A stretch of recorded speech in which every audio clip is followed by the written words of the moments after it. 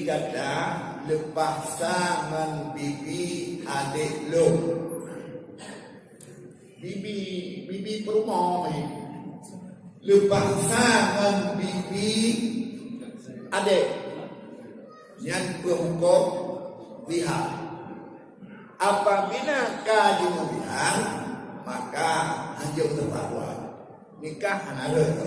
Lepas akan tetapi wajib ada di puasa 2 bulan berturut-turut. Zihar menyerupakan oleh suami akan istrinya dengan mahram. Baik mahram itu ibunya sendiri atau mahram itu adik, kakak dan sebagainya. Yang zihar harus dipahami. Yang kedua ilah. Waktu kami di keluarga sudah turun dari rumah. Ya, di rumah orang ya. Ujak hoi kada. Ke rumah belum boleh mendengar. Ijawab tiada jatuh. Demi Allah. Don haleku setubuhi kau anak ibu hotel yang hilang jut si inang menyerah roh kepada lakon dia jut si agam ijak setubuh dia karena tumpah maka aku bersabar di hakim bermulia Dia masa berbulan yang buah kaparan.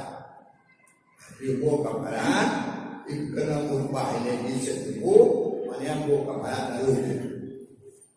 Yang namanya ilah. Kemudian yang kedua, yang kuleh menyangkut dengan dalam hubungan nikah tadi. Tadi nyon letak roh kedeng baru kedeng berikan dari sino manduk semua sekitar masalah. Nah yang kasih pay itu mana?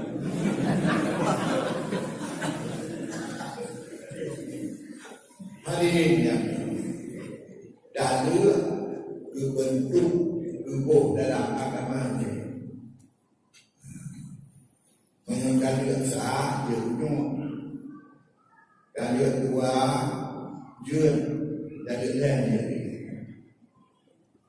Kemudian le bab masalah rujuknya salah. Ikut dianggap kadang rujuk lembak kata, artinya kadang wolong kata, salah. Bahkan menaikkan karena nampok dan bahkan menaikkan karena gubernur lewat nampok. Sebenarnya rumah uwa inang dalam nikah karena dengan dalam nikah niat inang karena di bawah nikah agama dalam pemeliharaan. Ketika agam didalur, maka inang kait kebit. Wadai kadiru di walau, maka makna nuh uwa inang dalam nikah. Baikun lon uwa ganda dalam nikah lo. Yang mana itu? Atau dia dipakai lapai kinayah. Harum antara bukan dua ulonyo kahalulo. Yang kinayah itu. Tapi menyolong kalon wolong kata yang menyohanai kasat uwa inang dalam nikah lanjut. Karena lapai kinayah berhajat kepadanya. Tapi nyokah